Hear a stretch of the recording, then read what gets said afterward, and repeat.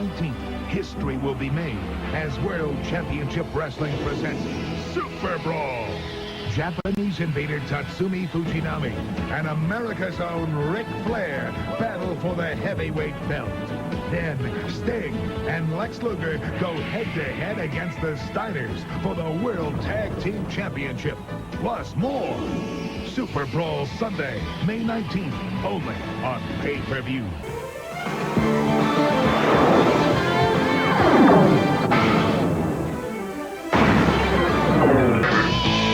Just slam it.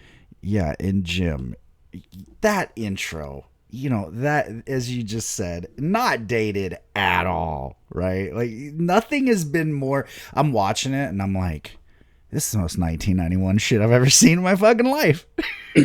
Have you ever seen the movie The Lawnmower Man? Yeah. Oh, I love The Lawnmower Man. So it's kind of like that vision of the future of like, oh, this is technology, and you're like it's already like 10 years out of date, kind of. Yeah, and you're just like, I don't think this is. It's like the whole York Foundation, like they just were so off back then. It's like, this is not how it's going to work, dude. I also love Terrence Taylor in the grunge video. And it's like, well, the Steiners playing fucking drums makes sense. They're nuts, and a couple guys fucking half-ass strumming at a guitar. But Terrence Taylor just looking down disgustedly at everything. Okay, I could have done without that. You know what? There's some things on this cycle where I'm like, some things are upgrades. Yeah, we'll definitely hit some of the upgrades. Some things are downgrades. But I get very excited when I see something. I go, ooh, Ernest, Mr. Hughes, as opposed to Big Cat. Yep. Huge upgrade for us. Yeah, one of the weird examples of a gimmick that started in WCW as part of a shitty gimmick. And I mean, I'm trying to think. I think he's Mr. Hughes the rest of his career. He is still. My wife met him in 2016. He signed the fucking thing up here, Mr. Hughes. So it's weird. You never know, and it's also like kind of a great example of really kind of take what you can get. We see later in this show a guy getting a real bad gimmick, and well, there really wasn't a whole lot he could do with that one, but Mr. Hughes works. I have no clue who you're talking about. Absolutely no clue. Sadly, it could be a few people. That's the worst part. Yeah, so the TV here, either for technical reasons or creative, it is really maybe the most mixed bag we've ever had, because I bet we're going to have the same heroes and villains. That's what I'm looking at this as, like a fucking reality show competition, okay? Like, our heroes are probably going to be similar, and our villains are probably going to also be similar. And we start with a villain for me on the 323 show, Big fucking Josh and Wildfire. What were they? What's the deal? Like, Matt Bourne, by the way, had been around a while already. Good worker. Everything's good. A problem outside of the ring, to say the very, very least, even here before the Doink run. Big Josh. He's just a redneck from the Pacific Northwest. Oh. It's such a weird concept of, he showed up at a show. Tommy Rich was getting beat up. He said, security does not apply to me. No. It jumps in the ring, and WCW is like, wait a minute. I know you're doing like your lumberjack stuff in the Pacific Northwest, but what if we have you wrestle like once every other week? You come down to Atlanta, Georgia for that. Big Josh is like, can I bring my bears? I was about to say. And they said, of course you can bring your bears. As long as they're on leashes and there is a guy behind you that is very clearly really the handler that is terrified for you. Yeah, this was a fucking fart in church. And I really hope to God, for Dusty's legacy's sake, that this doesn't come out somewhere in an expose that it was his idea. Because I would love to just believe this is a Jim Herd stupid idea. Because, oh, buddy, it sucked. And even this match, I mean, again, he gets pushed. I think that's what's really shocking about it is you go, oh, Big Josh. I mean, fuck, he was just a mid-card guy, right? No, he's working Flair and Barry here with fucking Wildfire, and they're giving him offense. He's got a visual pin on Flair at one point. Like, what are we doing, man? They saw money in Big Josh. And the thing was, honestly, let's face facts, not that big. No. Not that big. We have Elegante walking around, Dangerous Dan, Sid, and they're like, no, man, like this Josh guy's huge. No, Josh. not really. I mean, he's so big. I feel like him and Dan should have switched monikers. Like, Big Dan, Dangerous Josh, maybe would have worked. Average Josh? Yeah, let's actually call it what it is. Oh. Yeah, there's definitely, as we're doing this pod, yeah, we are definitely getting some signposts that we should be done, right? We're saying from Crockett to Chaos, and we get some signposts that say like, hey guys, maybe you're done. And I gotta admit, maybe it happened on 323, but on 330, one of those things happened where it changed from the wrestling hotline to the wrestling fun line. Oh, buddy, I was just like, I think an era has ended or something. Yeah. Yeah, this is the W. Yeah, that is really, the TVs here really hit home in many, many ways. Like, oh, no, NWA ain't a thing no mo. It's WCW time. I mean, they are so deep on WCW. And it's also the hotline where you see that banner up at the top of the WCW logo. You see way more the logo. They are, Jim Herd's getting smart to that whole, like, and it happened in the 90s everywhere. You would see logos on everything, like that became a thing. WCW, they are pushing it. They know.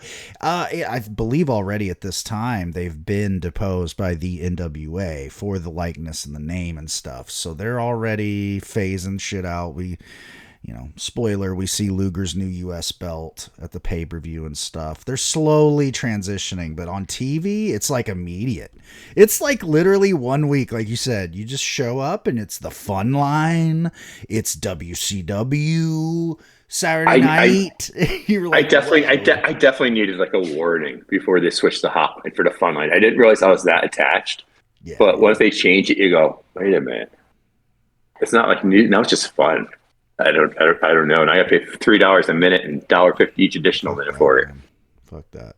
Well, they had to do the fun line because there was somewhere they had to have fun talking about Sting had never done a big splash before the show, which there is no fucking way that's true, by the way. I swear I've seen him wrestle Muta. Well, we've seen him wrestle Muta like 5 times. He's done the big splash, I think, every time he wrestled Muta. And I love how they're like, he pulled this new move out to beat Flair in a cage at the Omni coming up, which, by the way, gets dropped. It just happens, and he fails, and they just don't mention it again. The Omni, where stories go to die. Oh, man. They were, and a lot of people have put it in publications and pods, and they're right that they really did do too much localized fucking shit on the TBS show for the Omni shows. It's like, you're catering to literally 10% of your viewer base. I mean, there's probably only 10% of people. Just based on analytics, I'll be generous. 91, they might have had 2 million people. I mean, TV was a bigger deal, even though the show was shit. They probably had 2 million people watching every week. So easily 100,000 of those people, I'll go ahead and give them that, are in Atlanta. What is the point? It's just that weird Turner, well, we're in Atlanta. And it's like, dude. We're still local, I guess. Yeah, we're still doing it old school local, Teddy. Ted, sit down, brother. JYD ain't the same kind of guy from the block Teddy Long is. He tells us, you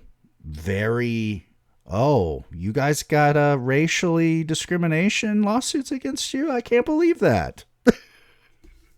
Oh, okay. Do we want to get into lawsuits?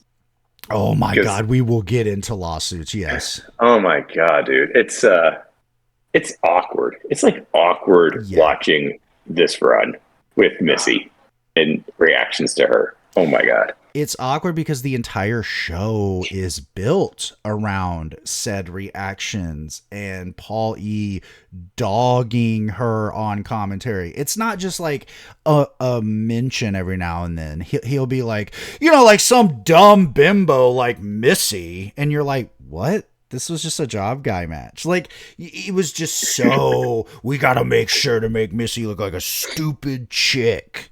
It's crazy. It's so crazy. And then, of course, we get into the SuperBrawl, what they do with her. It's like they never took a step forward with Missy Hyatt. They had the whole thing, and it's so fucked up, and I'm glad that she sued them for this reason. It's so clear in this watch through that they did the classic, we're progressive. We have a woman broadcasting. No one's ever done that on major wrestling television. And it's like, well, okay. I mean, Florida Territory did have a woman, by the way, but I get it. Okay.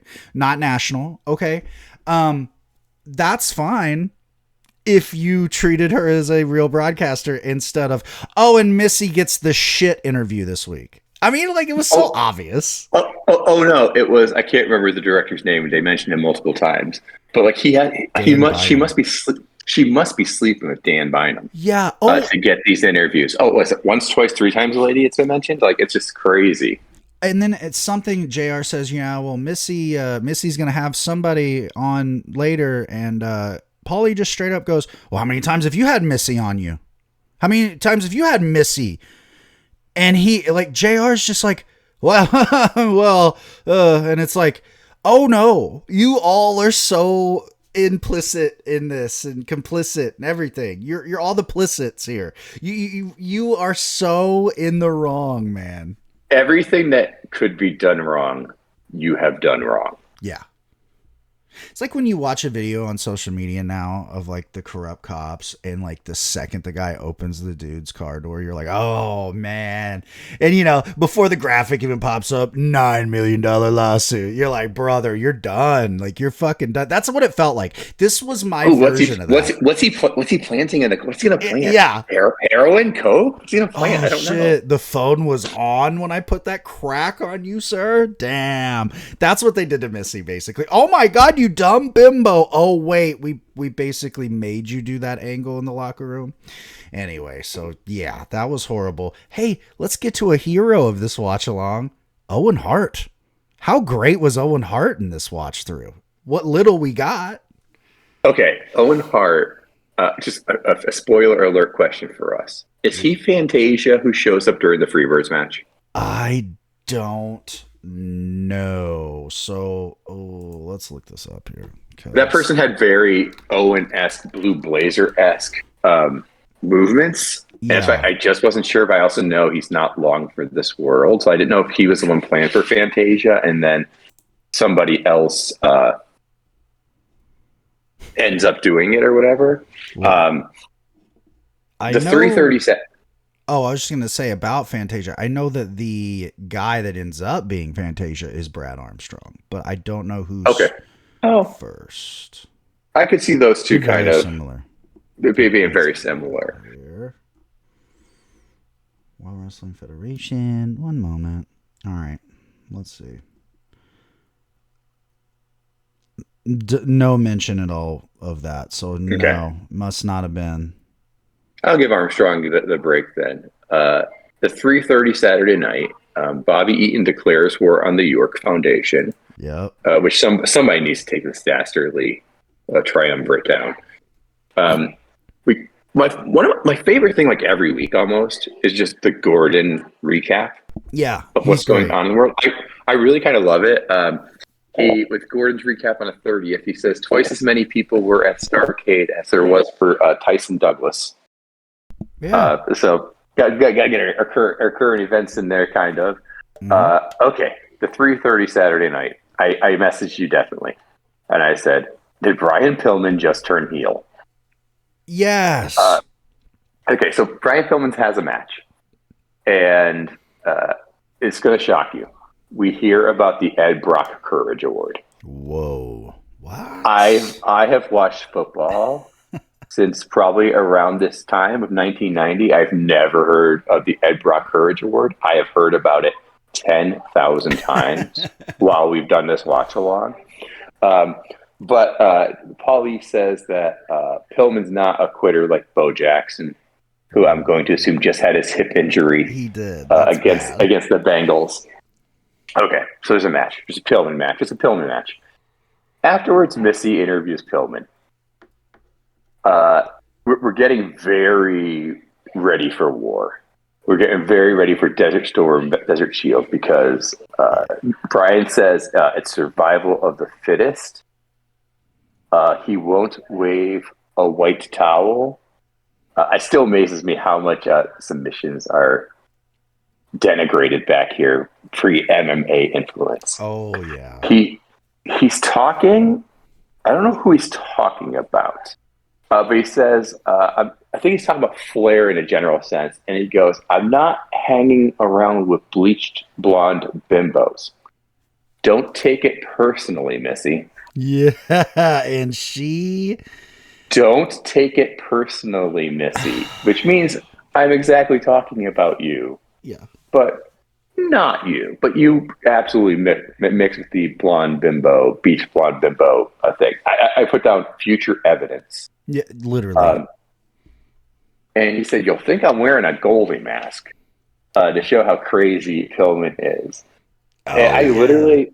After this interview, I rewound the match because I was like, wait a minute, did he do like heel stuff during this match? Because he was just so not aggressive, but just very demeaning, I guess would be the right word. And I literally rewound that match and watched it again just to see if he had turned heel during the match. And I missed like some heelish tendencies or something because it was so bad. So this is like the first step in like every week, me going, oh, Jesus Christ, when it comes to a Missy segment. My favorite thing, mm-hmm. I'm fairly sure from this cycle, is Kevin and One Man Gang. Oh, I was going to say, we will have the same heroes, and they are Kevin Sullivan and One Man Gang. Kevin Sullivan shows back up for us. Yeah. Suspenders. He looks like he's like a Bauhaus head or something, and he just went on tour with Bauhaus for like the last summer or something. Shows up, eye makeup, his hair is all over the place. One Man Gang is just a freaky looking dude. I don't think this would be my first experience with him. I feel like he was in WWE before this. Yeah. But those guys together, and then they have Teddy there. Right. Sure. Why not? We don't really need Teddy, but sure. But yeah, Kevin and OMG are definitely in my top 3 favorite things from this cycle. And they know that they're great because if you notice, they close shows or they're right before the close of shows. So they're like, we got to keep people on. You motherfuckers are nuts. Our quarter hours are like crazy for you guys. So go out there. And my favorite, and I know you're going to love this, what I like is how Kevin tweet, and this is a thing that Kevin Sullivan never got enough credit for. Everyone thinks he was just the same character all the time. No, he was always evolving. He was like the proto Jericho in that way, where there's beats that stay, but things get added and modified. And what I mean by that is he always would talk about, I was on the tree of woe. Well, here, that woe becomes a amusement park ride of like inflection. Whoa! It's like he's the heel in Roger Rabbit.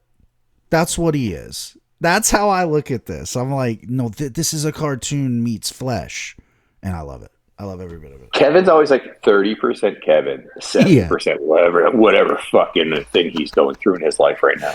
Yeah. And I love it. I love it that, I'm going to guess Dusty goes, Kevin, One Man Gang. Yeah, you guys are together. Yeah. You two are together. Just go for it. That's great.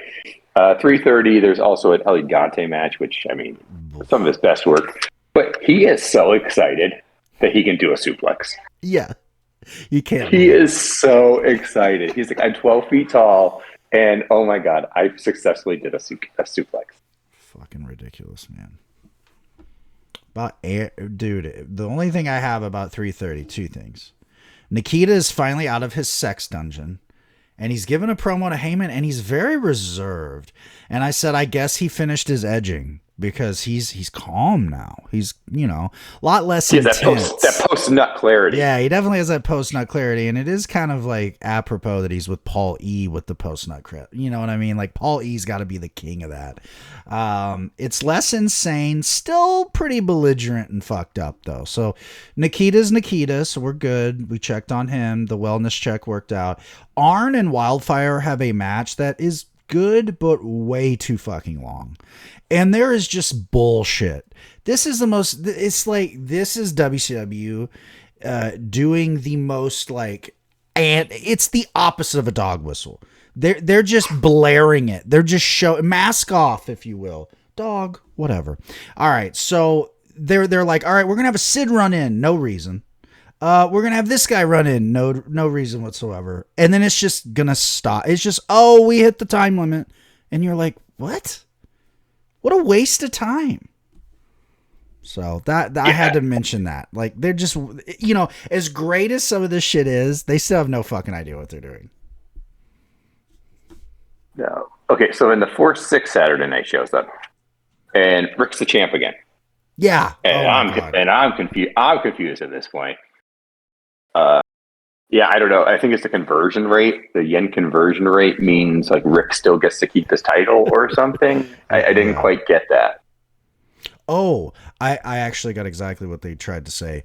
Well, it was under WCW rules, and Flair. Well, somebody went over the top, and the official ref saw it, but Tiger Hattori didn't see it. Okay. There was never an announcement of that, by the way. Ever. Not on the tape we watched. Not on the fucking US thing. I mean, I'm sure they put it over as it happened to try to explain it. But yeah, I hated that. I hated that thing. And WCW did this with fucking so many things in New Japan.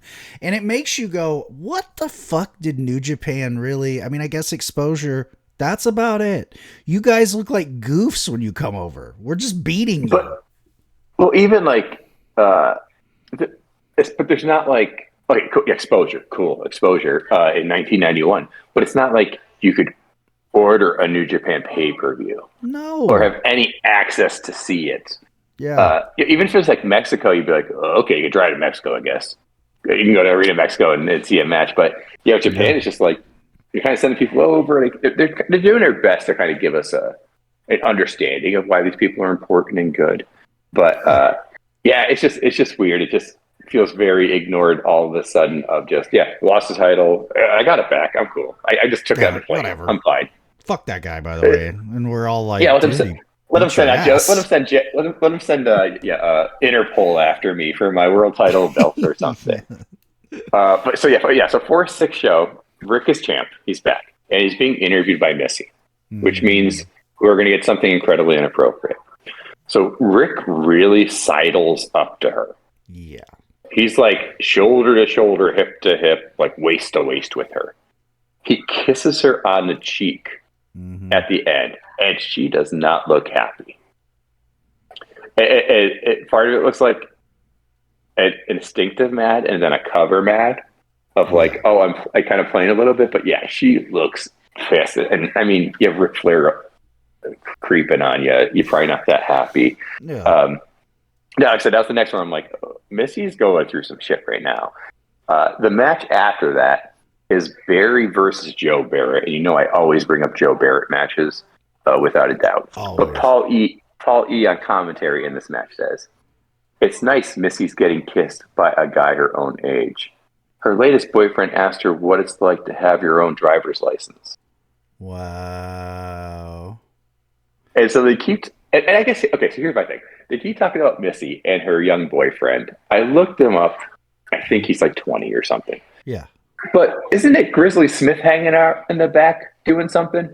I think he's dated some... Or not even dated. Had some relations with some underage people, if you want to mention that real fast, Bally. And not Missy with her legal age boyfriend. That's the one when the Grizzly shows up later, I'm like, he's hanging around backstage, and they've mentioned his name like twice. I'm pretty sure that guy's a pretty notorious pedophile, so maybe talk about him as opposed to Missy and her legal relationship, Paul E. Yeah, Paulie. Yeah, but it's weird because Missy and Paulie always were buddies. Like that's known, and of course it's proof by she goes to ECW a couple times. So it's like very obvious that he's being told to say a lot of this shit, and it's like then it becomes: is it Dusty? Is it Jim Herd?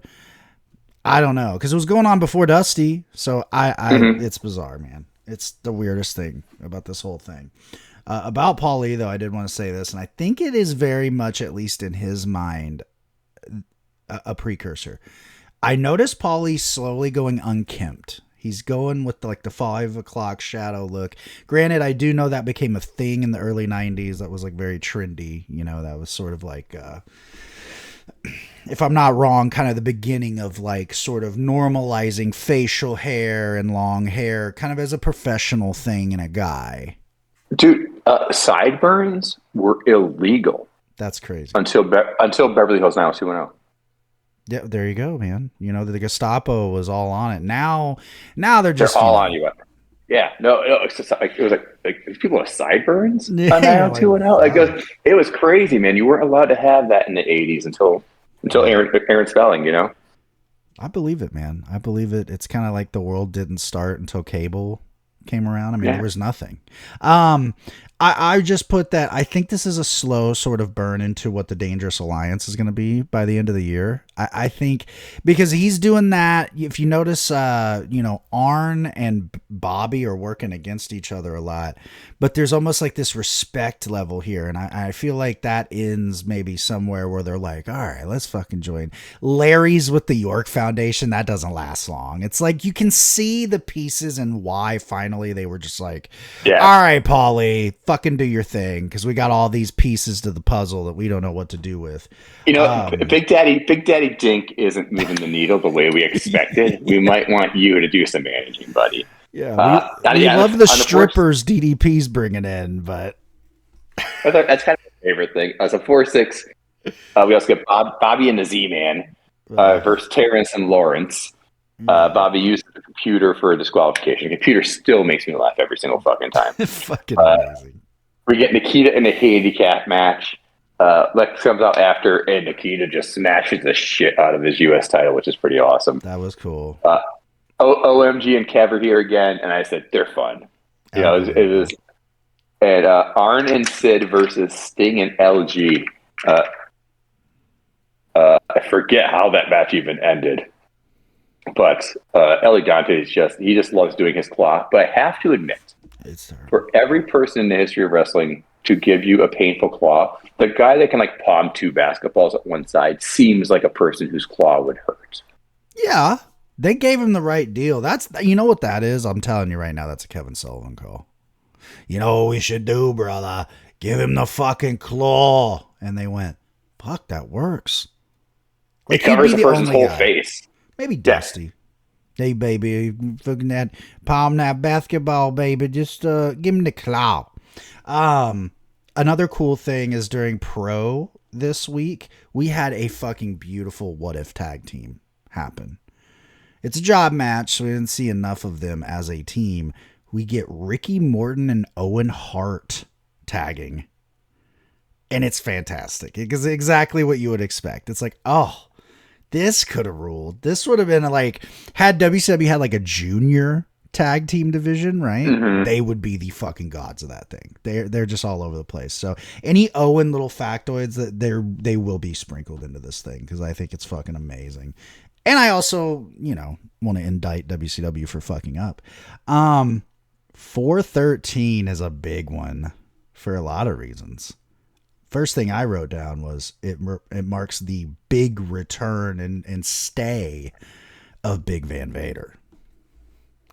And he fucking destroys a motherfucker. And that promo with Missy after is money.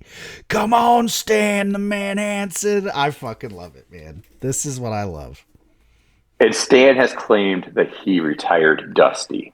Yes. So we've given some real heat to Stan in that regard. But I mean, yeah, there's the one episode where it's Van Vader and Ron Simmons as a tag team. Yes.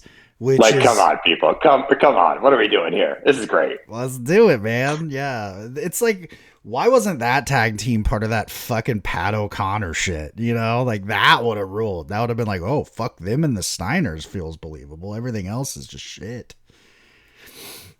So we get the Gordon segment again. We get Gordon every week. Yep. And I feel like this is the one where I kind of noticed. I was like, they have this card planned out already, like a month in advance. They're telling us like every match. Larry Zbyszko versus Pillman or whoever. Like they have every single match just nailed down for us. And that was a shock. That was kind of a shock to me. That they were so well planned out for a card. And it's not like the week beforehand and we're going to have 5 mysteries. I mean, I think every single card, every single match on the SuperBrawl we knew about. Oh, and yeah. A big applause to Dusty and the team on that for knowing what the hell they're going. Well, that was one thing Dusty was great about. He could put a card together. It's just the little things that, you know, get lost on the way there. It's like, hey, he had the big picture and that's cool, but you need a guy in the trenches to be like, hold it, we can't do this match because we did that and then this happened. He misses on that big time. And here's a prime example of that, by the way. Bobby Eaton just acts like a heel out of nowhere again. He literally just does heel shit in this match.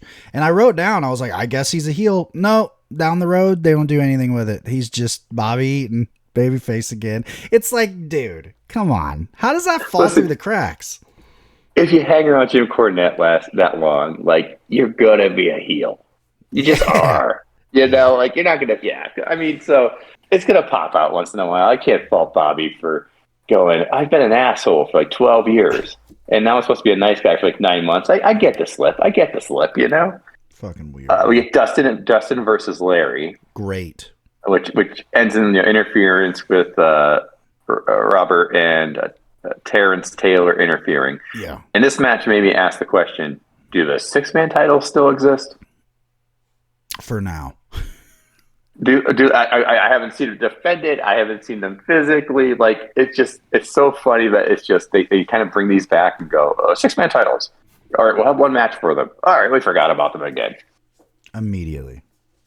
Yeah, it was fucking horrible. And then we get highlights of the big Lex Nikita Omni match. It looks like a total waste of time. We didn't miss nothing there. But after the match, we get a big old brawl in the back. And this is apparently when he breaks the fucking belt and shit. However, I did a little sleuthing. And this is how fucking Bush League WCW is. He has one of the U.S. tag belts that he brought to the ring because they didn't have the new belt yet. And I guess they didn't have the old belt to beat up. So there you go. And it's so obvious too. He doesn't even hide it. Lex is the worst. If you want to give a guy something like, hey, we're just going to act like this is the belt, don't give it to Lex because he's like, yeah, just holding it up. Fans are hitting it. They're like pointing at the words. You're one half of the U.S. Tag Champs too. When the fuck did that happen? You and Sting, and he's probably going, yeah. Who cares? So fantastic stupidity on that one, and we showed it on television. By the way, it was at a house show. Could have just died there. It's 91. Nobody. There's nothing going on. We chose to show that on television, so I love that. That's just a mess. We got Paul E talking to Arn. I thought this was pretty neat. And they basically say like, hey, the Horseman's like basically not even a thing, right? And Arn's like, I'm worried about my TV belt. So again, we're getting to the Dangerous Alliance thing. It's a ways away, but we're getting there. And he talks about how, Bobby Eaton, if you're coming after my TV belt, that's a personal issue. That ain't Horseman business. And I was like, that's some redneck shit that, yeah, I've heard that a lot. Hey, you're talking to me, boy. Pretty great. And then the fucking main event is a main event. Flying Brian. What happened? But it's not the main event. What's the main event? There's a Sting match after. Oh, yeah. It was a job match, though. And that's what I was like. I'm like, they had Flair versus Pillman. Yeah. And then I'm like, oh, and that's the end. And then they go, next up is Sting. And I'm like, wait, it's Sting. And I'm like, okay, something important must happen in this Sting match. Nope. I thought there'd be like an attack at the end of the show or something. Nope, it isn't a Sting match after Flair Pillman because that's what you do. Yeah, they just killed a guy. But yeah, this is fantastic. This, and I even wrote it down. This isn't just the usual Flair having a competitive match on TV. This is him endorsing Brian Pillman as a star, and you get that. I mean, this is very obviously like him being like, guys, I've been telling you about this fucker for how long now? 2 years. Let's do something. They, spoiler alert, they don't really ever do anything with him. I mean, they do the Hollywood Blondes. That's 2 years later. This is they mentioned Flair was Pillman's mentor, which I always think was kind of an odd thing because from Pillman's a rival in the company, Flair was a heel, and Pillman was a good guy until we had that Flair was a good guy for 6 months thing or whatever. Yeah. They say there's I don't know if it's JR or Paul E who says it, but they say there's no quit in Pillman, unlike Bo Jackson. It must be Paul E if you mentioned Bo Jackson. So Bo Jackson's getting all the heat this cycle. Dude, what a fucking poor guy. And then JR says it because I don't know if you're aware or not. Brian Pillman was the winner of the Ed Brock Courage Award. I didn't know that. Yeah, not sure if you knew that or not. But JR says that Pillman doesn't know the meaning of stop. Oh. And that's a very important term for men to understand is stop. Yeah. I believe he meant quit, but he said stop. And that's just a little rapey, JR. So just keep your creepy thoughts to yourself, my friend. Why again did Missy sue WW? Oh. Every week, I'm like, oh, there's this week's evidence. Oh, there's this week's evidence. Oh, this one's going to be in a future court case. Unbelievable. Yeah. Well, and like you said, Sting match, no one cared. Because why would you? Sting just kills everybody all the time. 420, 91. Sting and Luger kill a couple guys. Just kill them. And then, yeah, I said, this really just kind of comes out of nowhere, by the way. It's like Sting and Luger just, oh, by the way, they're tagging. Like, just literally out of nowhere on like the show before this, they're like, they're going for the tag belts. And you're like, why? What? It's so weird too, because right, you're like, but Luger has the U.S. title, right? Shouldn't he be like, I don't know, defending that somewhere? Against the guy that he's in an angle with, Nikita, and then Sting's doing nothing, so why, I guess we're throwing him a bone for no reason. Yeah, it was very odd. We do get the beautiful one-man gang Tommy Rich match. And I said, this is job match masterclass stuff. Because Tommy gets fucking squashed, but he shows fire. And he makes fucking One Man Gang look like the greatest wrestler that has ever existed, and we all know he is not.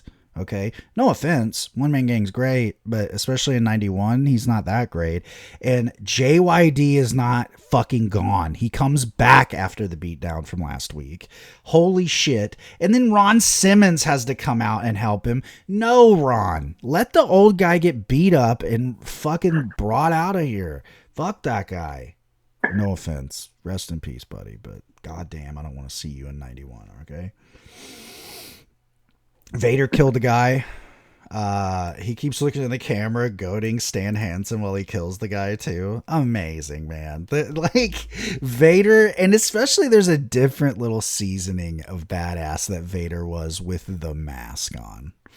Like the original lucha style mask. Like, he just killed people. He didn't even bother to try to make this work. It's fucking great.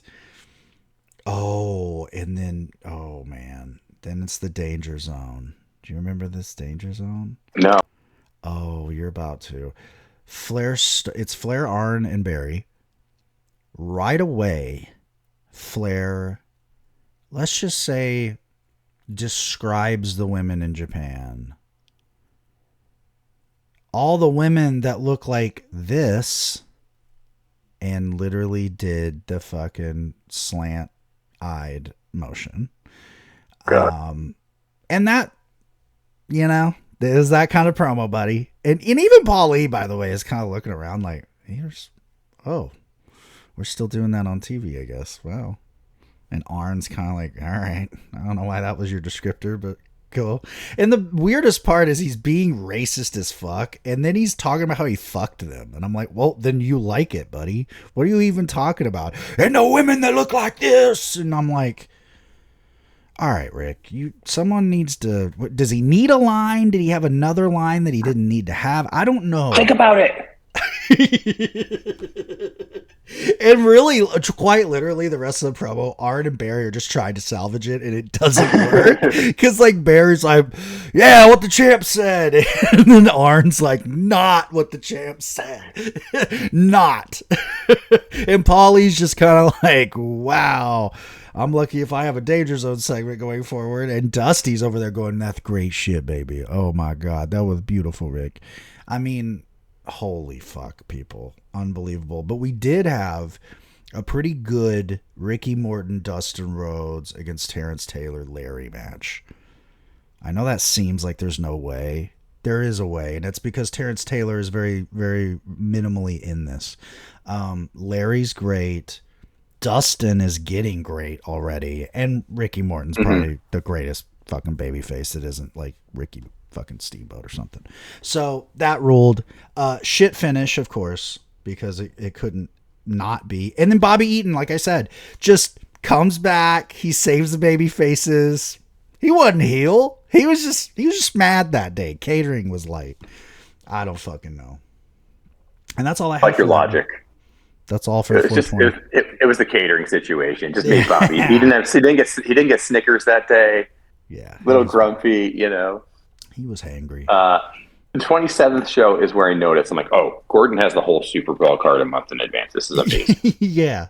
Bam. Yeah, I noticed that there. And then I didn't actually see it, but they're hyping up a Dusty Rick interview for main event, I believe, but I didn't have enough patience to search through everything to find it. Yeah. To be fair, Dusty and Rick talking to each other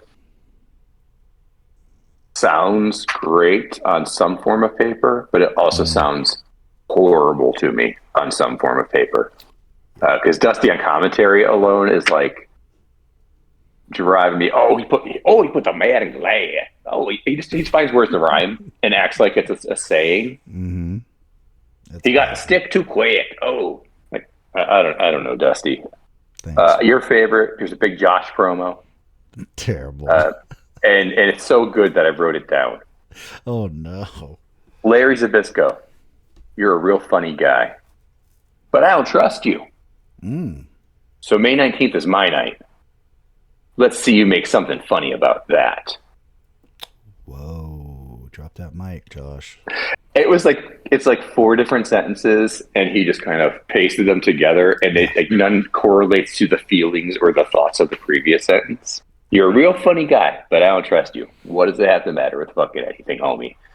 May 19th is my night. Let's see you make something funny about that. Well, I'm trying to make something funny out of your promo because your mic skills good. Just give the man an axe. Just give the man an axe and a bear. I don't need to hear him talk. Didn't you come up in Portland where everyone was a great talker? What happened with you, Matt? Big Josh Bourne? Holy shit, man.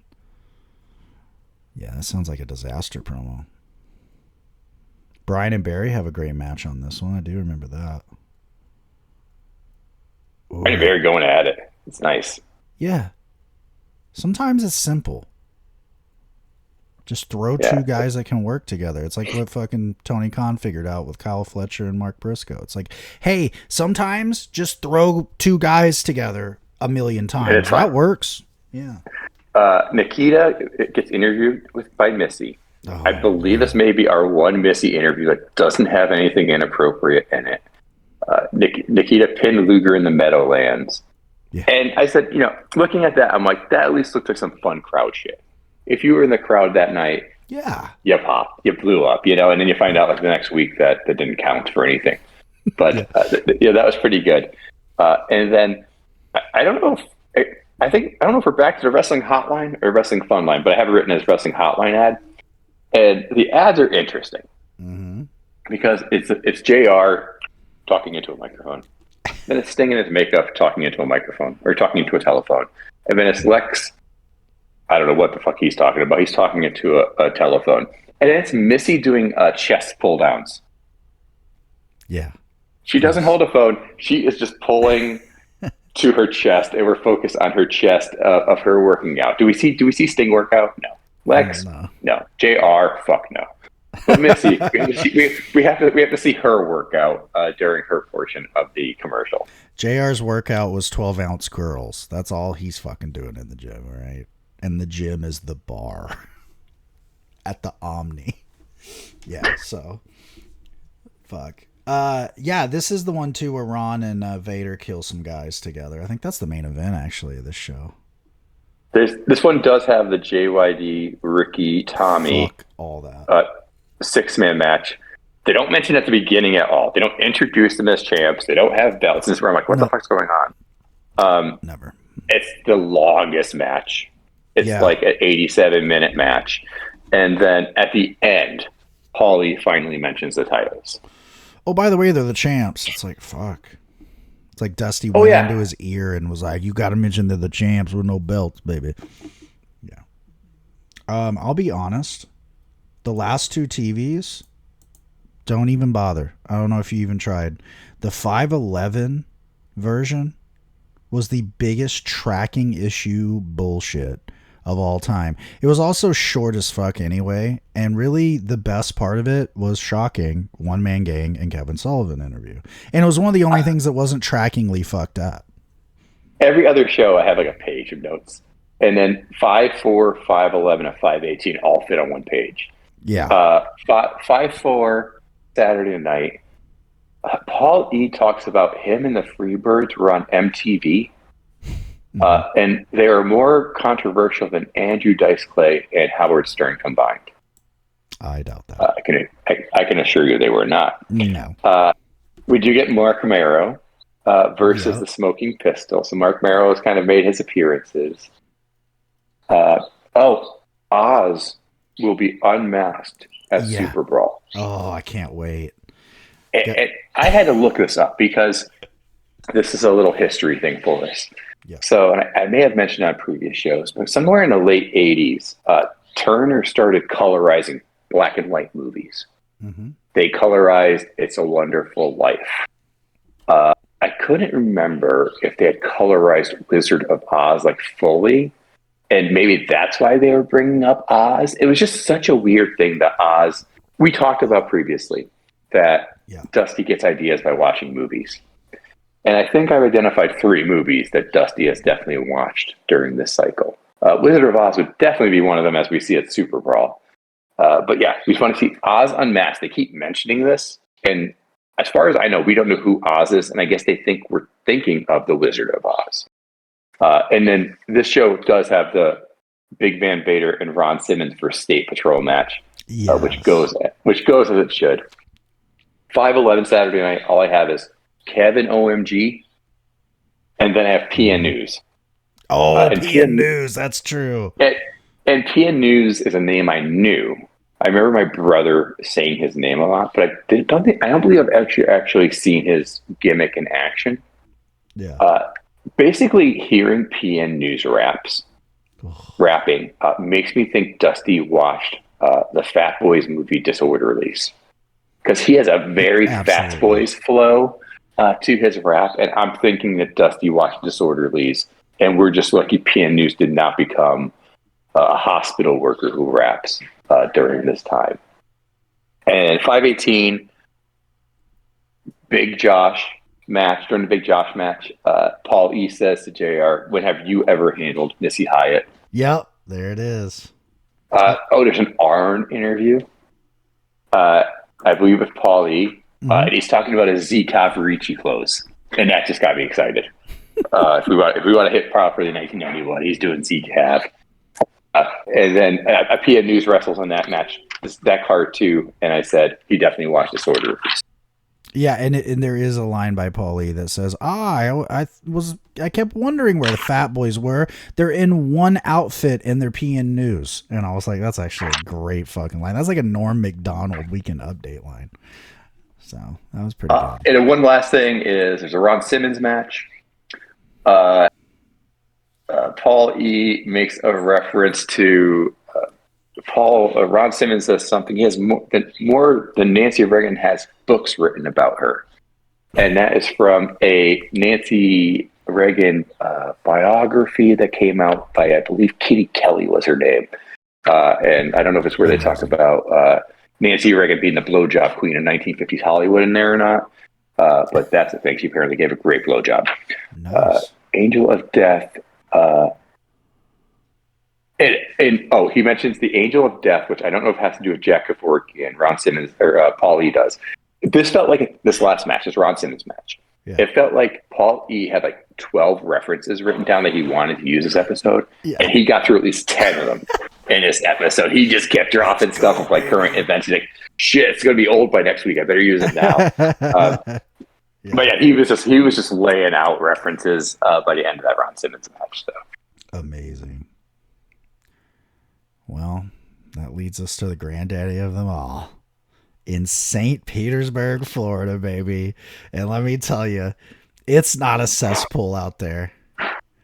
SuperBrawl. And I will say this, I loved, when I was a kid and I got into wrestling, I don't know what it was, I love the name SuperBrawl. I think it's genius to play on Super Bowl.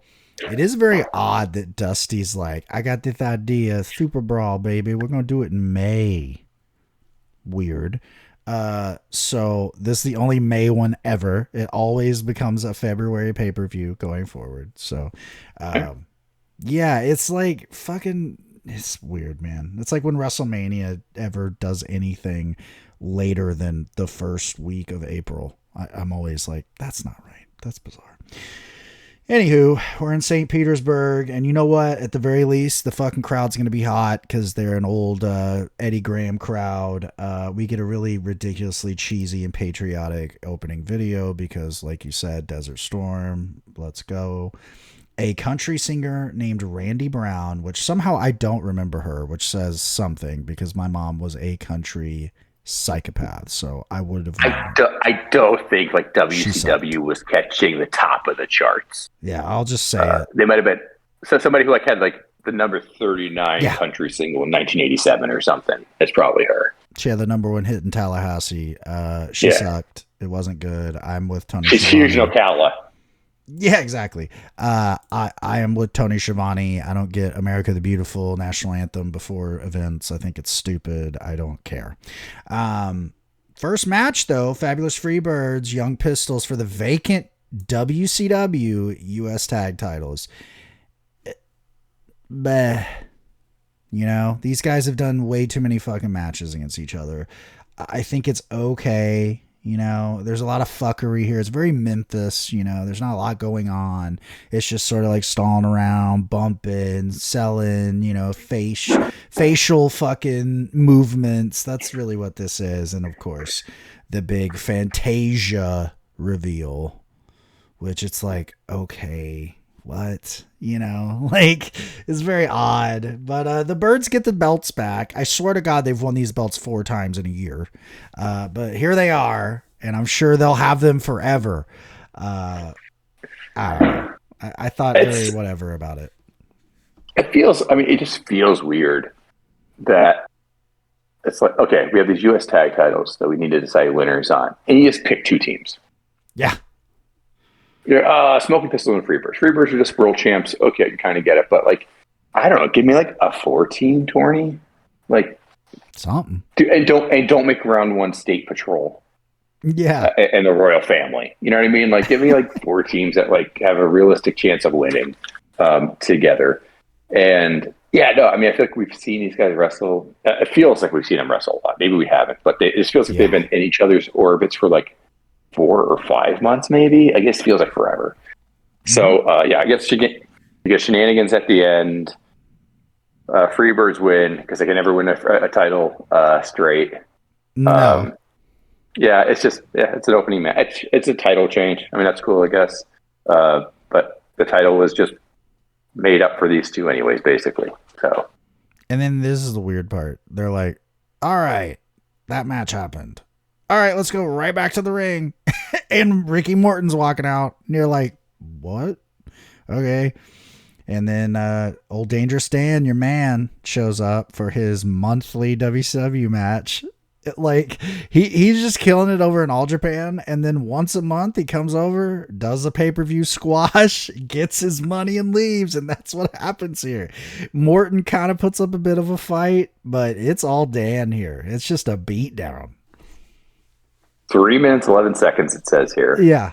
And Dan Spivey wins with a power bomb and a foot pin. Yes, he fucking destroys on Ricky Morton. I was like, oh, yeah. Okay. I was going because Ricky Morton also does this thing where he kicks out fast at the end of the foot pin. Mm-hmm. It's like, was that intended? I'm like, damn, he pinned him with a foot. Jeez. Okay, Ricky. I guess no, it's Mojurin now.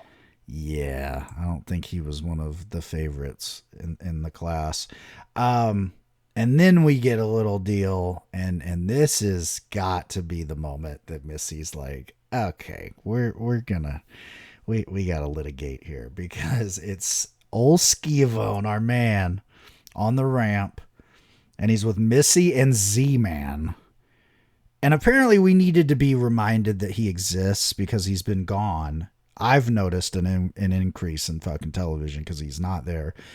I tore my bicep, but I'm coming back. Don't worry.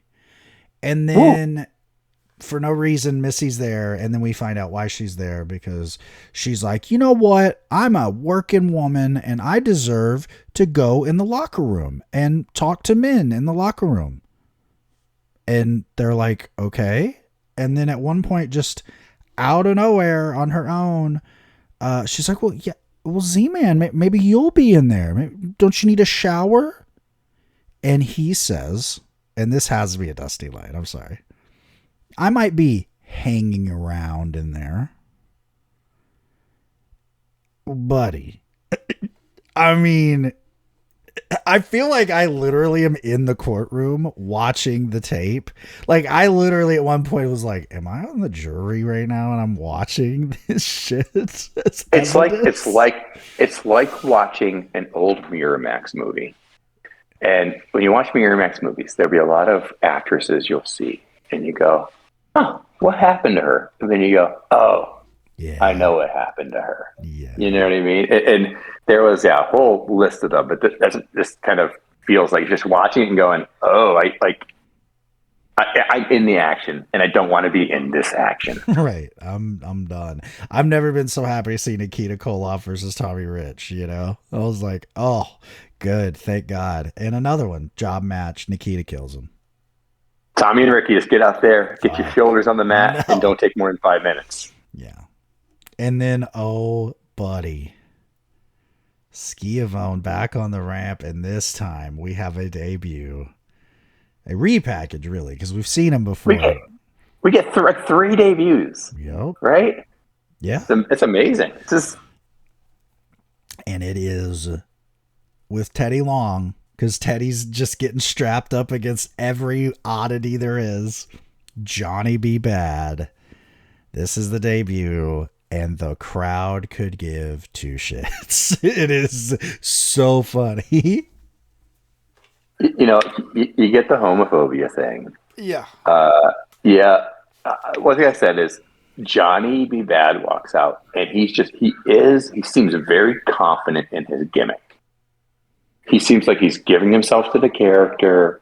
Yeah. Like he's really like we said before, you know, you get Oz and you do the best you can with it. And I feel like they gave him Johnny B. Bad, and he's like, all right, baby, I can do this. Like, I did it. And he's very I'm so pretty. I don't remember. I should have been born a little girl. Yeah, like there's a lot of stuff like that around this time. Even like I remember like the Muhammad Ali commercial for the Sports Illustrated VHS. That pretty, you're not that pretty. I'm a bad man. It's just a lot of that kind of energy coming into this Johnny B. Bad, and Dusty loves his idea.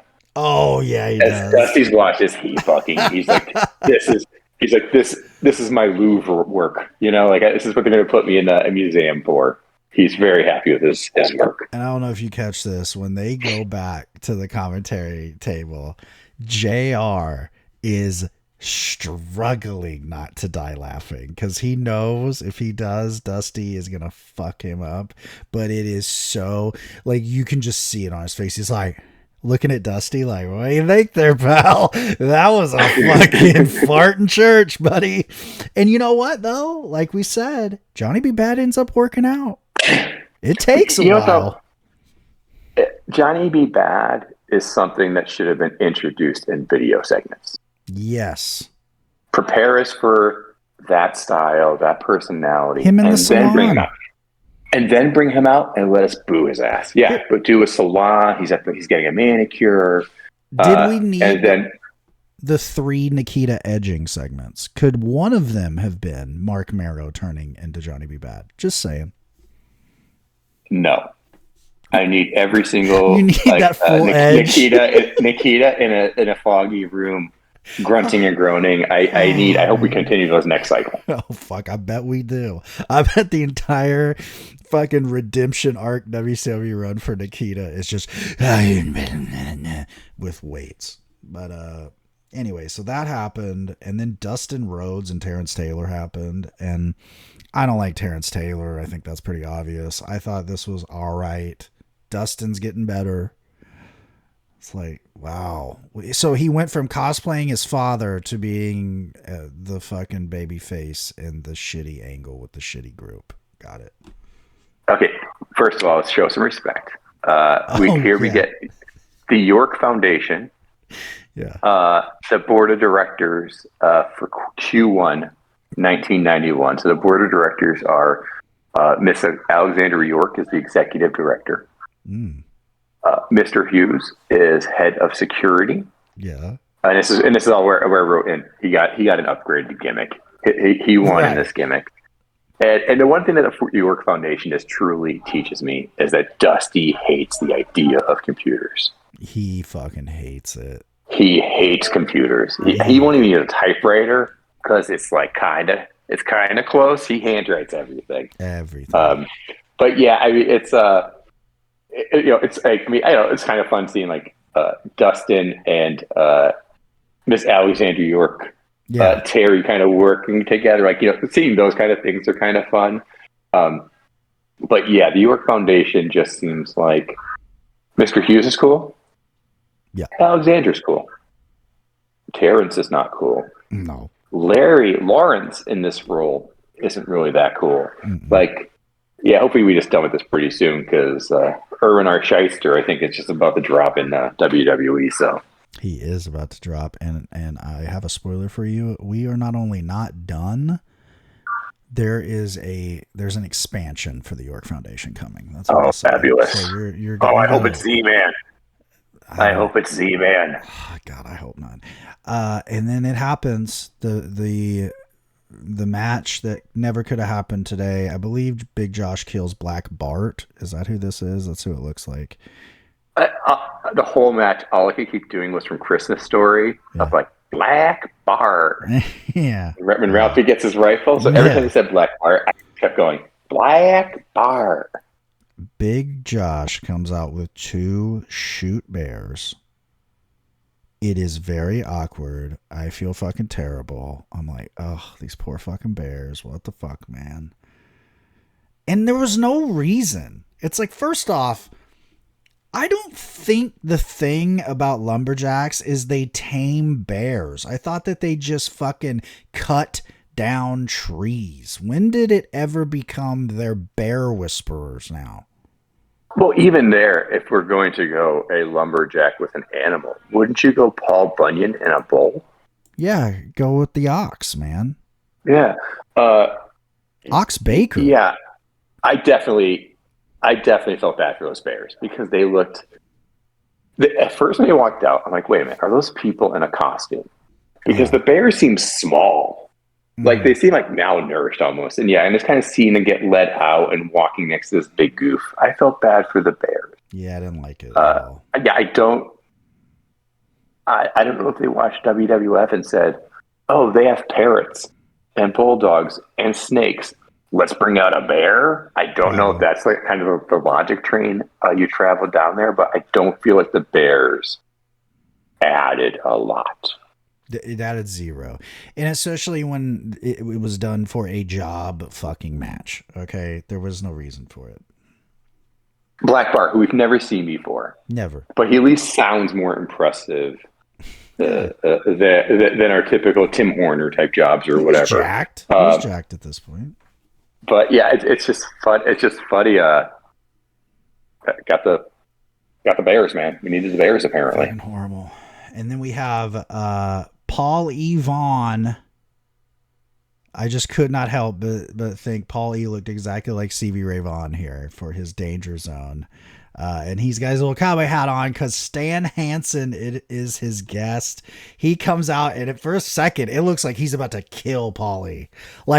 I'm like, damn, I think he's about to lariat Paulie. This is going to rule. He sadly doesn't, but he does cut a great promo. I said, even with a turd of tobacco hanging out of his mouth, Stan cuts a better promo than most of WCW. Yeah, no, amazing. Stan's always a win. And he's shitting on Vader. And so the fact that we got him and Vader coming back, it's like, yeah, give me all that. So I hated this guy in Asia. I hated him in North America. Yeah. And then, buddy, I gotta say, this has to be the moment of the show. We get the debut of Oz. I'll say this. Timestamp. I have timestamps. Oh, I'm so glad you do, because I watched this and my wife looks over and sees this unfolding with no audio. And she goes, what the fuck is on the computer right now? And I said, oh, babe, let me full screen it for you. She goes, I didn't ask that. She was like so mad. I had her watch the whole thing. She sat there in such fucking shock. And I go, you are missing the best part of this. Kevin Sullivan, welcome to Oz. And she goes, he's not doing that. I go, he's doing that every 10 seconds as he's walking down the ring. She's like, no, he's not. And then she goes, is that a fucking shoot monkey? And I go, I can't, we gotta stop. We gotta stop watching this, dude. And she goes, is that monkey pissing on his back? And I go, I think so. And then I said, actually, I hope so if he's not. This whole segment is approximately 5 minutes. Yeah, of course. Okay, so at 58:40, yeah, they begin walking down the black brick road because it's Dorothy, the Scarecrow, Tin Man, Lion, and Kevin Sullivan walking towards a castle. This starts at 58 minutes and 40 seconds. Yeah. It takes until 1 hour, 1 minute, and 20 seconds. So it takes about 2.5 minutes for us to finally see Oz. Yeah. So it's 2.5 minutes of walking down a very dark stage to a castle type setup. Welcome to Oz. Welcome to Oz. Welcome to Oz. Oz finally appears at 1:01:20. Oh, yeah. He makes his way to the ring. The bell rings at 1:03:01, and the 3 count ends at 1:03:29. So the match is 28 seconds. Fuck and the whole segment is 5 minutes. We do get the great reveal of Oz is Kevin Nash with gray hair. Yeah. We saw Kevin Nash before in his previous role, right? As Blade Master or whatever the hell it was. Steel. Okay. I couldn't remember if he was wearing the mask or not. That one pay-per-view, like 3 tag teams debuted. Yeah. But Kevin Nash, I mean, looking good. He's got, everything is gray. All of his hair is gray for a reason. And I don't feel great for him, but I'm glad he's on the show. Yeah. He's going to be a bright spot, not as Oz, but Vinny Vegas isn't too far away, I guess. Yeah, this is the shittiest thing that has ever been attempted in the history of wrestling. I think this is bad. I mean, I can't think of anything worse. It was so, like when they did that Phantom of the Opera thing. Yeah. It was just so like, they watched a movie, they watched a play, and the rolling off. It seems like a great. God damn it! That's a documentary I'd watch. Yeah, of them coming up with these ideas. Yes. Give me a 40-minute like oral history or whatever of Oz. Yeah, I'm watching that. So we had a great moment, maybe not for the right reasons, and then we just have a horrible moment follow, which is Missy is in the locker room. She's looking for fucking Z-Man. She gets Terrence Taylor. I can't imagine a worse drop-off in the history of life. And he's like all sad. And he's like, oh, well, fucking Z-Man ain't in here. And then she hears someone in the shower. Is it Z-Man? And he's like, I don't know. And it's Stan Hansen in boxers, which is a disgusting sight. He beats the shit out of her, basically. He spanks her, but it's like he beats the fuck out of her, and she runs away. How come when Stan does it to her, it doesn't seem as threatening? Because you can everything else on the show is like it's like under the radar, like threatening. But I mean, Stan could pile drive her, and I'd be like, that's okay. Yeah, like Stan had his reasons, I'm sure. Why is Stan showering? Why is he showering in boxers? And they're not wet. He was just in the shower? Was he like about to fucking stab her? I mean, if you've been to locker rooms before, you know any man who looks like Stan Hansen is walking around naked for approximately 5 minutes after his shower. Absolutely. But yeah, I don't know why he's showering, because he just did an interview, which apparently made him very sweaty, I guess. Yeah. And yeah, he comes out in these boxers, and I don't need to see Stan Hansen in boxers. We don't need all that. It was weird, man. And then Dusty and JR literally just laugh at her, which is like, okay, again, another one of those, I'm part of something I don't want to be. And then we get a badass match. This is like the first really great match of the show. It's Flying Brian, Barry Windham, and a taped fist match, which it's like was it a taped fist match in the sense of like, you know, what it probably should have been? I don't think so. I think it was more of like a match that was really good, and the guys ended up bleeding. And I don't even think it was the fists that did it. Fucking Brian, it was the post. So either way, this is great. I mean, it's just simply Brian just going, hey, you might be bigger than me. I'm going to beat the shit out of you right back. And he does. Like, this has everything. This is just really good. It's 6 minutes, but it felt longer. It felt longer, like, and it got to the point. It felt like a lot of action, yeah. Yeah, this was great. Well, then, I'll tell you what. It might be one of the best fucking sub 10-minute matches of all time then. Because, man, this was awesome. As opposed to. Oh, here we go. DDP comes out. And he's got a couple of chicks. And he's just talking. He's kind of talking. He puts over the birds. And then he just throws it to the same vignette we've seen of Luger and Sting against the Steiners. With the shitty music. And it's so dated, but not even in like not even in a 1991 way. It's like dated from pre-1991 to 1991. Like, yes. And then I don't know, again, what was the need of that video? Because then the whole point of all this was we get the debut of the Diamond Stud. And I don't get it. I'm looking at this and I'm like, I mean, I wasn't that old in 91, but like that was a look in 91. Like, he feels like a top guy look for the time, you know? He's huge. He's got that look. We know, you know, Scott Hall already could talk. He was a good worker. This feels like a home run. And he doesn't do shit in WCW. So, great debut. It's their second time having him. Yeah. And they're like, we don't know what to do with him. We don't know what to do with him. What do we do with the tall, athletic guy who can talk? We don't know what to do. Let's get Z-Man on the mic again. Well, or the next thing, we don't know what to do with Scott Hall, but we're gonna push El Gigante. Wow, and he beats Sid in a nothing match, and of course, this is the final match for Sid in WCW before he goes to WWF. That was a whole thing. I don't know if it was a Jim Herd issue or a Dusty issue in and of itself. Sid hasn't been happy for a while. A lot of it was he didn't want to be a fucking horseman because he was an idiot and he didn't understand that helps you.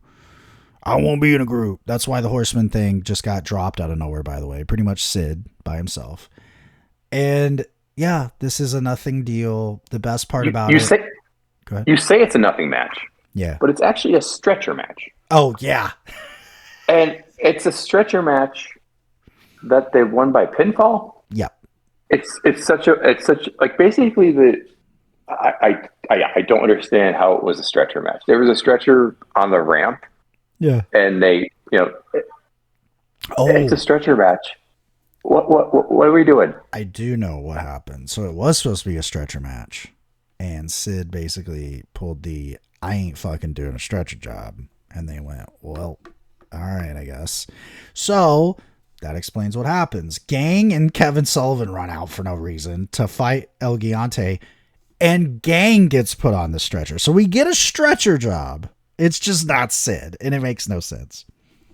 So, listen, never say that Kevin and One Man Gang came out for no reason. They came out for my own personal fucking enjoyment. Thank you very much. Save the day is why they came out.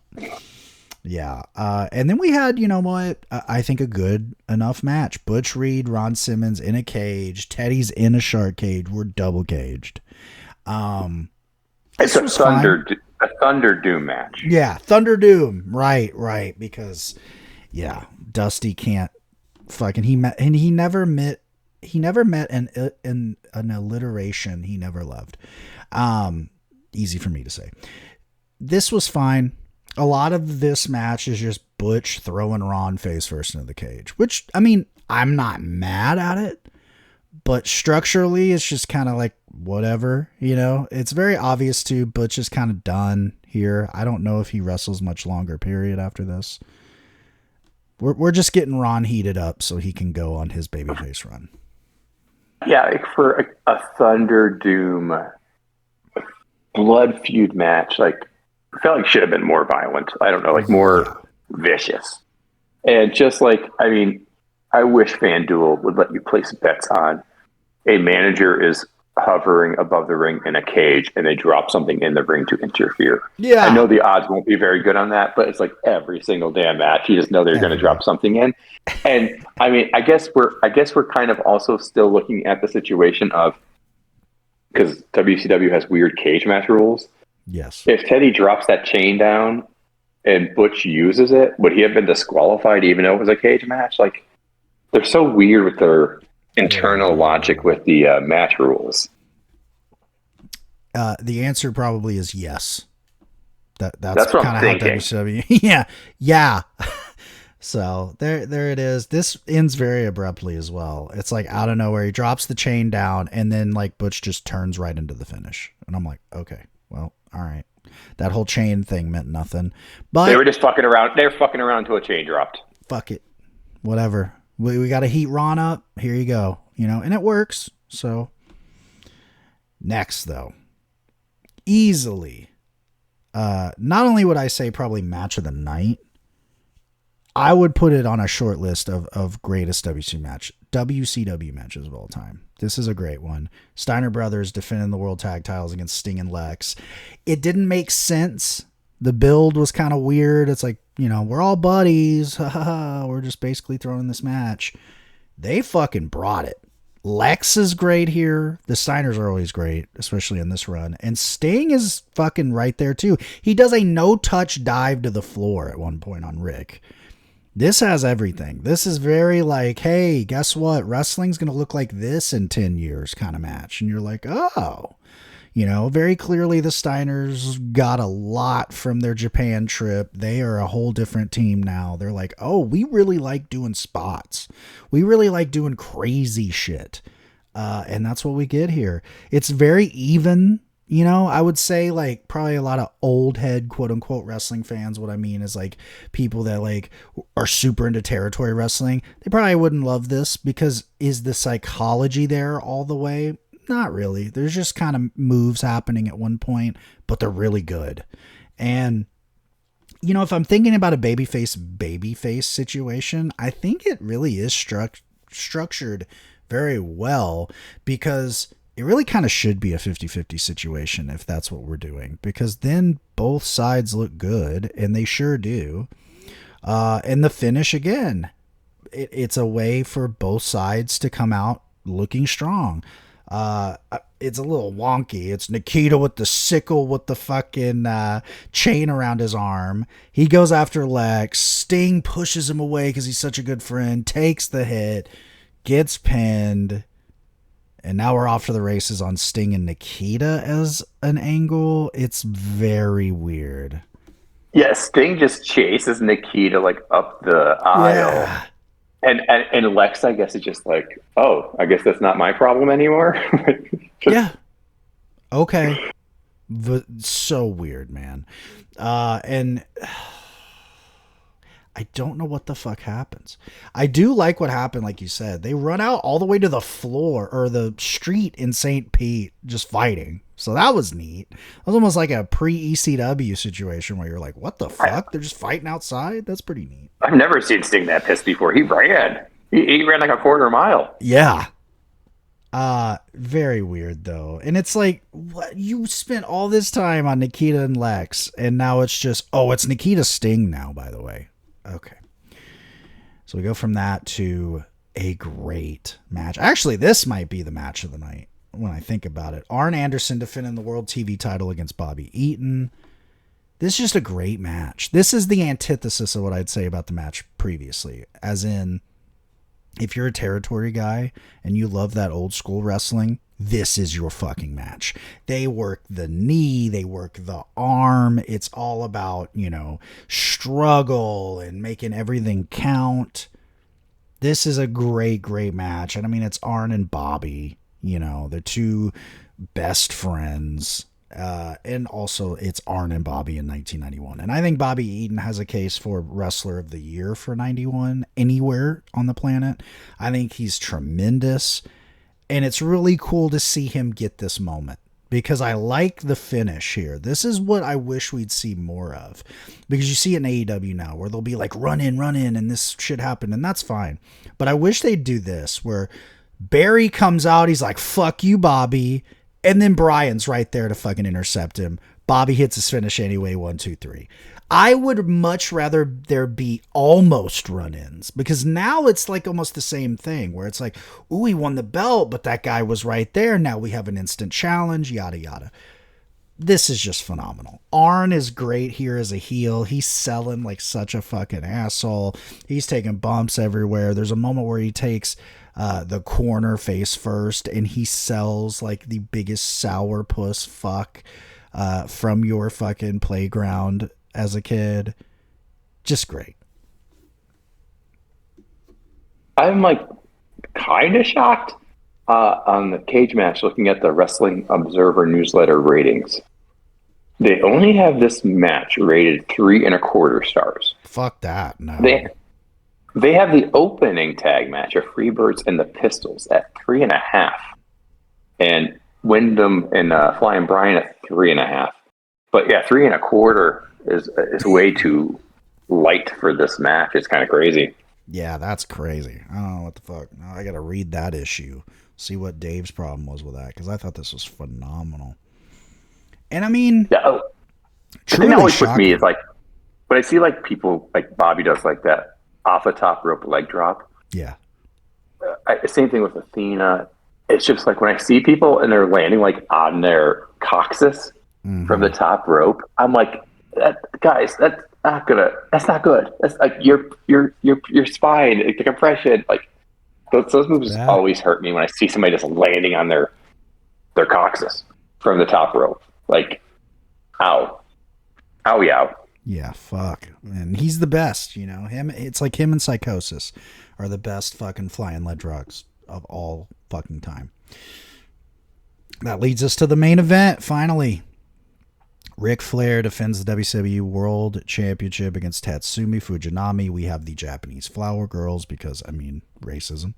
And the second here is a very, very notable second, in fact. It is the bearded young man Shinya Hashimoto. That was a fun little Easter egg. I was like, ooh, they brought Shinya in to be his second. That makes sense because he's a fucking mountain of a man. So he's his second. Tatsumi Fujinami coming in here, still IWGP champ. And Flair, I don't know which match is better. I don't know if the Tokyo Dome match is better or this one. I'd have to watch that other one. That might be a fun little article idea I might do. But this was great. I really enjoyed it, actually. I thought it started pretty slow, though. For whatever reason, I just thought it was a little slow. And then once it got to the mat, it was great. There's a moment where Fujinami has like this cool little Indian deathlock that he works for like a good minute and a half, 2 minutes. That's kind of the name of the game here. It's a lot of just grinding submissions, a lot of chops, a lot of just, these dudes being like, okay, well, the first match we just had to figure out who we are to each other. Now we can just go out there and have our match. And they definitely did that because this doesn't feel like just a Flair match or just a Fujinami match.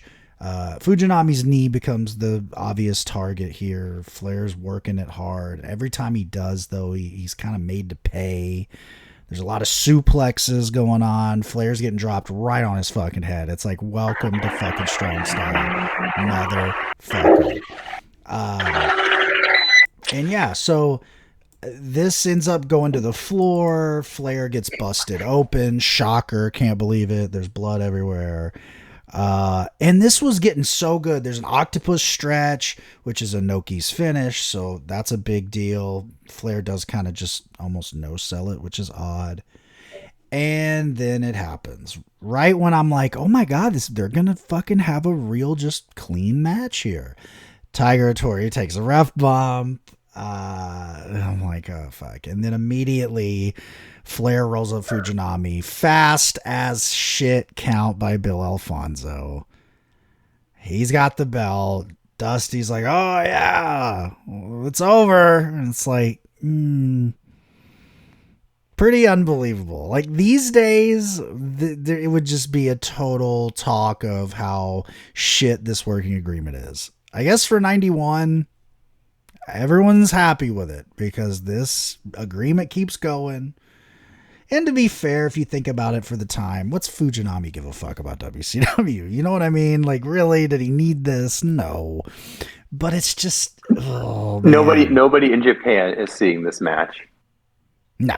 From St. Pete's. You know what I mean? So yeah, it's fine. Give it up. I was with you. I feel like I might have been okay at the start, and then it felt like a little bit of a down period, and then it kind of kicked right back up again. And yeah, just a different kind of match. Lots of mat wrestling. The finish was pretty smooth, like you said. A bit of a fast finish. Bill Alfonso is going to Bill Alfonso, but it made sense in the fourth. The referee was down. It was a roll up. And let me put it this way. It may have been a fast count, but by WCW standards, it wasn't because they count so damn fast on everything anyway. That's very true. But yeah, I mean, it's a good match, and it gives us a reason for Rick to actually have the title back than whatever other bullshit reason we're pulling up. Yep. And I mean, it gets us to where we need to be. Obviously, no one has any delusions of grandeur that fucking Tatsumi Fujinami is going to be making a fucking, regular trip to Atlanta or whatever town to fucking defend the world title. So it works for him. He is not Ishii. Yeah, exactly. He's not fucking Ishii. He's not Kobashi in his Ring of Honor run. He's not here to fucking be the Millennium Man of sorts. I mean, overall, I thought this show was great. I really did. I mean, and that's saying a lot considering there was a lot of bloat and bullshit on this card that I really did not feel was very necessary to making this thing better in any way. But what was good was really, really good or great. We talked about the tag title match. We talked about obviously the main event and a few other matches, Bobby and Arn, which I think honestly, I mean, the last three are all winners. Yeah, exactly. Yeah, last three are all winners. Flying Brian versus Barry, some good violence. And then you got like the Thunder Doom match and like the opening match where like, yeah, they were fine. You know, it was getting the story going, you know. But there was a whole lot of garbage of like the Tommy and Ricky Morton like squash matches. It's just 2-3 minutes, boom, we're through. It looks like a lot of matches, but competitive wise, there's about a 10% competitive ratio on the show today. Right. Those very, very good. And when I look forward to our next event here, which is Clash 15, Knoxville, USA. You want to guess where that emanates from? I'm guessing Tallahassee. Close. Knoxville, Tennessee. Home of the Vols. Clever name. Yeah. Our favorite mayor, Glenn Jacobs, is probably in attendance here. Dusty was so happy when he came up with that card name. Oh, he was. And I'm going to call it Knoxville, USA, baby. Oh, shocker. He was spelling it different, baby. Speaking of Dusty, not on commentary for this event. It is JR and Skiavone together. Wait, holy shit. Wait a minute. Yeah. Forget that. Go down this card and just tell me what's an absolute surprise to you. Yeah, there's some things that happen very quickly here because let's just go through the card in general because this is actually a great clash. This might be... That second to last match is literally like, where the fuck did that come from? I knew he was coming soon, so it's in May and June that we get, the pre-main event. We'll just go ahead and say it. World TV title match. It is not Arn. It is not Bobby Eaton. It's Stunning Steve Austin, and he's already won the belt, so he's winning that on TV at some point with Lady Blossom. And for whatever reason, he's wrestling Joey Maggs, so that's a total job match. Dude, we don't even have a month. No. So he comes in probably the Steve next Austin, TV. and he wins the title within a month. That's awesome. Yeah, I remember when I started getting into wrestling and I was getting tapes. Yeah, it's like this show. Yeah, I probably literally did that because they didn't obviously have clashes on tape, so I never watched them till way later. Yeah, you go from this to then Stunning Steve is on Great American Bash in a scaffold match that we'll unfortunately have to talk about in a couple weeks. It's dog shit. But I remember being like, what? What do you mean? He's not even on the last show. So yeah, that happens. Also, we get a U.S. title match. Luger against fucking Great Muta before that. IWGP tag title match. Steiners defending against Hase and Chono. So that's weird. It's not Sasaki. It's Chono. This is really weird. Loser leaves WCW match. Arn and Barry against El Gigante and Flying Brian. Well, that's got to be strange because, How does that work out?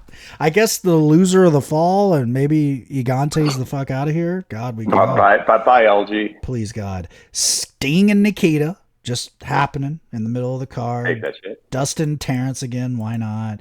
Here you go, buddy. Your clash of clashes. Dangerous Dan against Big Josh. I know you're turgid. Yeah, I already saw the reason. I saw the result, and it's exactly how you think it should go. Yeah, I know you're turgid over there about that. Oz kills Johnny Rich. Oh no, he's back. The Young Pistols and Z-Man against the Freebirds and Bad Street, who is what Fantasia ends up being called. So again, they fucked that up. We get Tommy Rich losing to Diamond Stud and the main event. And this is what has me very, very excited. World Heavyweight title, 2 out of 3 falls. Ric Flair against beautiful Bobby Eaton. Folks, you know what? This is going to be one of those watches, not just because it's shorter, but that being the end result. Hey, I will gladly do that. Not a problem whatsoever. WCW is a great thing to me right now. And 91 gets a lot of hate because everyone's like, man, it all sucks. And I mean, yeah, a lot of it fucking sucks. But you got beautiful Bobby getting a push. You got Arn getting a better push. Flair's not beat down and worn out yet. Luger's still doing really well. Stinging it. The Steiners are the best tag team of the 90s.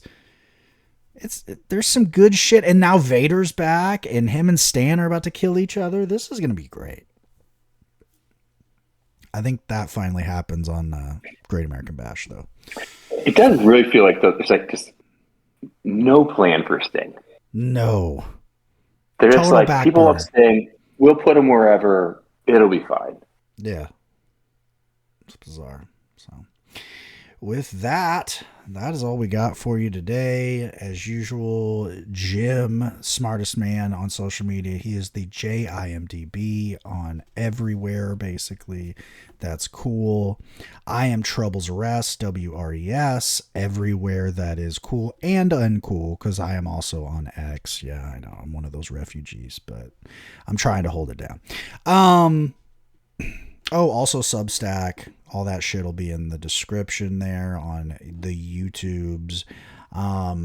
I'm going to be integrating the audio feeds more now that I have that streamlined and easier for me to access. So I'm going to be dumping a lot of these YouTube only episodes, which is most of them, unfortunately, onto audio only for those of you that just don't mess with YouTube, which, hey, I get it. So yeah, other than that, that's all I got. See y'all down the road. Yep. Go enjoy El Gigante while you can.